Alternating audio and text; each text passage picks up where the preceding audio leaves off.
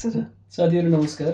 आज हामी चाहिँ यो बेकोको वासिङ मेसिन चाहिँ यसको डिटर्जेन्ट ड्रवर चाहिँ सफा गर्न गइरहेका छौँ।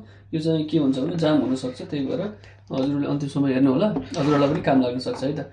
अनि यो चाहिँ हामीले यो ब्लू यसमा प्रेस गरेर यो जेन्टली बिस्तारै झिक्नुपर्छ। अनि त्यस पछाडि यो यसको निकालेर यसलाई मजाले रिन्च गर्ने अनि ब्रसले अलमोस्ट के छ त्यसले सफा गर्न सकिन्छ। त्यो सफा गरिसके पछाडि चाहिँ यो वाल चाहिँ यो फेरि यसमा पानी चाहिँ मजाले पास हुनु पऱ्यो। हजुरले हेर्न सक्नुहुन्छ त्यो पानी पास भइरहेको छ। अनि त्यस पछाडि यसलाई हामीले के गर्न सक्छौँ भने फेरि यसलाई जेन्टली यसमा लगाइदिने कप पालमा। त्यस पछाडि यसलाई हामीले ड्राई गरेर भित्र पनि ड्राई गर्ने होइन। यसको यो धुलोहरू सर्फहरू झरेको हुनसक्छ।